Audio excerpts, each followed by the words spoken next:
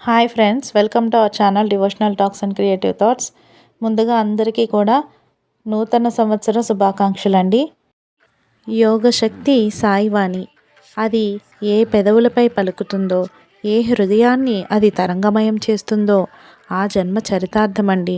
ఆ జీవితం పరమ పవిత్రమేనండి. అటువంటి పవిత్రమైన సాయి సచ్చరిత్ర చదవాలని ఈ కొత్త సంవత్సరంలో నేను సంకల్పించుకున్నానండి. సాయి ప్రతి మాట నిర్మలం, సాయి ప్రతి పదం శాంతం, సాయి ప్రతి పలుకు ఆనందం, సాయి జీవితం పరమ పవిత్రం. ఎంతో పరమ పవిత్రంతో కూడుకున్నటువంటి జీవన విధానం సాయిది. కనుక ఆ సాయి తన జీవన విధానం ఏ విధంగా జరిగిందో అన్నీ కూడా కథలు కథలుగా మనకి ఈ సాయి సచ్చరిత్రలో చెప్పబడిందండి. అందరూ కూడా భక్తి శ్రద్ధలతో వింటారని ఆశిస్తున్నాను. ఎప్పటిలాగే మీ సపోర్టు, మీ సహాయ సహకారాలు అందిస్తారని ఆ సాయినాథుని కృపతో నేను ఈ సచ్చరిత్ర చదవడం ప్రారంభిస్తున్నానండి. ఓం శ్రీ సాయినాథాయ నమః. శ్రీ సాయి సచ్చరిత్రము, మొదటి అధ్యాయము. గురుదేవతాస్తుతి. బాబా గోధుమలు పిండి విసిరిన కథ, దాని తత్వము. పూర్వ సాంప్రదాయానుసారము హేమడ్ పంతు మొదట విఘ్నేశ్వరుని స్మరించుచు ఆటంకములను తొలగించి ఈ గ్రంథమును జయప్రదముగా సాగునట్లు వేడుకొనుచు, పిమ్మట శ్రీ సరస్వతీదేవిని స్మరించి ఆమె తనని గ్రంథరచనకు పురికొల్పినందులకు నమస్కరించుచు శ్రీ సాయియే సరస్వతీ స్వరూపులై తమ కథను తామే గానము చేయుచున్నారనియో చెప్పుచున్నారు. తదుపరి సృష్టి స్థితి లయ కారకులయకు బ్రహ్మ విష్ణు మహేశ్వరులను స్మరించి తరువాత తమ గృహదేవతయగు నారాయణ ఆదినాథునకు నమస్కరించి అటు పిమ్మట వారి గోత్ర ఋషియగు భరద్వాజమునిని స్మరించుకొని తరువాత తన పితామహుడైన సదాశివునకు, తండ్రి రఘునాథునకు, కన్న తల్లికి చిన్నతనం నుండి పెంచిన పెద్ద చేసిన మేనత్తకు అందరికీ నమస్కరించెను. అటుపైన పాఠకులకు నమస్కరించి తన గ్రంథమును ఏకాగ్ర చిత్తముతో పారాయణ చేయుడని ప్రార్థించెను. చివరగా తన గురువు దత్తావతారమును అగు శ్రీ సాయిబాబాకు నమస్కరించి తాను వారిపై పూర్తిగా ఆధారపడి ఉన్నానని చెప్పుచు ఈ ప్రపంచము మిథ్య అనియు బ్రహ్మమే సత్యమనే అనుభవమును తనకు కలిగించు శక్తి వారికే కలదని చెప్పుచు నీ ప్రపంచములో నీ ఏ జీవులు యందు పరమాత్ముడు నివసించుచున్నాడో వారందరికి నమస్కరించెను. హేమడ్ పంతు ఈ క్రింది కథను చెప్పుటను ప్రారంభించెను. 1910 సంవత్సరం తదుపరి ఒకనాటి ఉదయమున నేను షిరిడీ మసీదులోనున్న శ్రీ సాయిబాబా దర్శనము కొరకు వెళ్ళితిని. అప్పుడు జరిగిన ఈ క్రింది విషయంను గమనించి మిక్కిలి ఆశ్చర్యపడితిని. బాబా ముఖ ప్రక్షాళనము గావించుకొని గోధుమలు విసురుటకు సంసిద్ధుడగుచుండెను. వారు నేలపై గోనెపరిచి దానిపై తిరగలి ఉంచిరి. చేటలో కొన్ని గోధుమలు పోసుకొని కఫనీ చేతులపైకి మడచి పిడికెడు చొప్పున గోధుమలు వేయుచు విసరసాగిరి. అది చూచి నాలో నేను, ఈ గోధుమ పిండిని బాబా ఏమి చేయును? ఆయనెందులకు గోధుమ విసురుచుండెను? వారు భిక్షాటనము చే జీవించువారే. వారికి గోధుమ పిండితో ఏమి నిమిత్తము?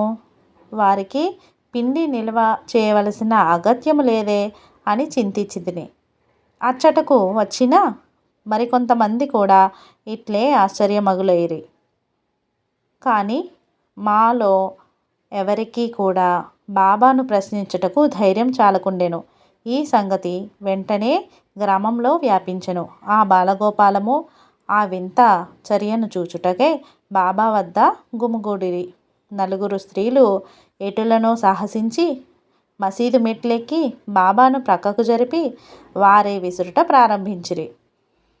వారు తిరిగలిపిడిని చేతపట్టుకొని బాబా లీలలను పాడుచూ విసురుట సాగించిరి. ఈ చర్యలను చూచి బాబాకు కోపం వచ్చెను. కానీ వారి ప్రేమకు భక్తికి మిగులు సంతసించి చిరునవ్వు నవ్విరి. విసిరినప్పుడు స్త్రీలు తమలో తామిట్లు అనుకొనిరి. బాబాకు ఇల్లు పిల్లలు లేరు, ఆస్తిపాస్తులు లేవు. వారిపై ఆధారపడిన వారు, ఆయన పోషించవలసిన వారెవరనూ లేరు.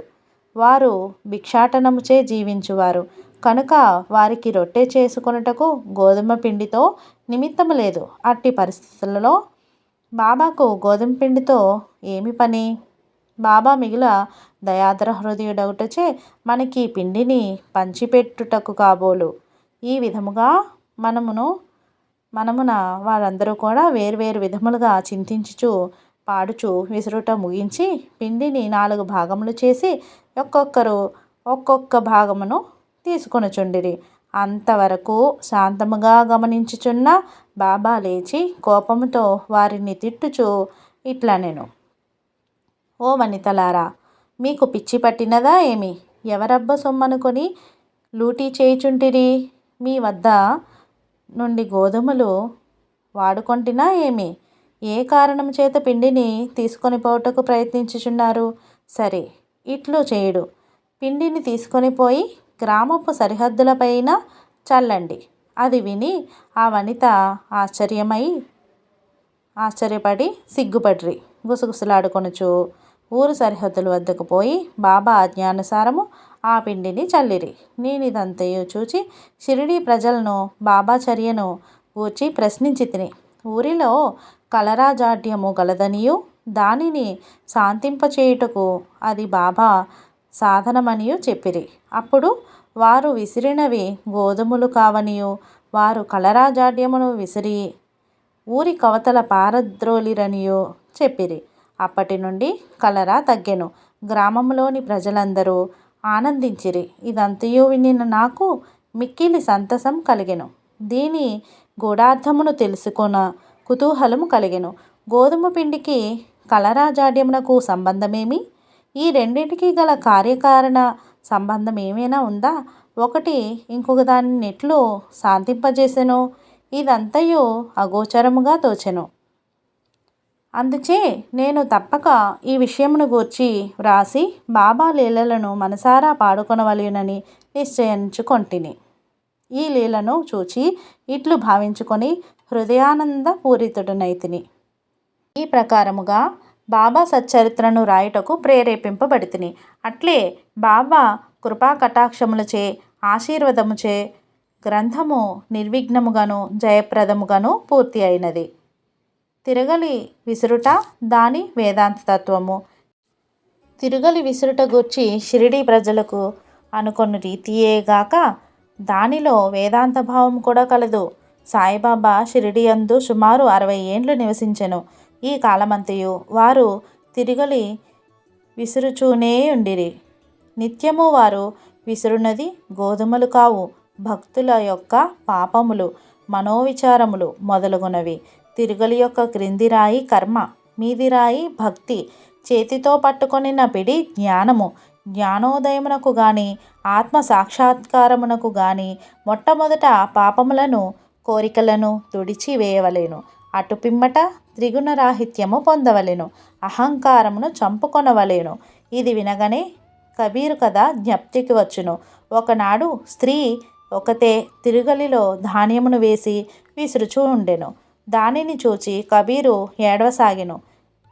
నిపతి నిరంజనుడను యొక్క సాధు పుంగవుడని చూచి కారణమడుగగా కబీరు ఇట్లు జవాబిచ్చెను: నేను కూడా ఆ ధ్యానము వలె ప్రపంచమును తిరుగలిలో విసరబడెదను కదా. అనగా జ్ఞానమును విడువకుము. నేనిట్లు గట్టిగా పట్టియున్నానో నీవును అట్లే చేయుము. మనస్సును కేంద్రీకరించుము. దూరముగా పోనీయకము. అంతరాత్మను చూచుటకు దృష్టిని అంతర్ముఖముగా నిమ్ము. నీవు తప్పక రక్షించబడెదవు. 1వ అధ్యాయం సంపూర్ణం. శ్రీ సద్గురు సాయినాథార్పణమస్తు. శుభం భవతు.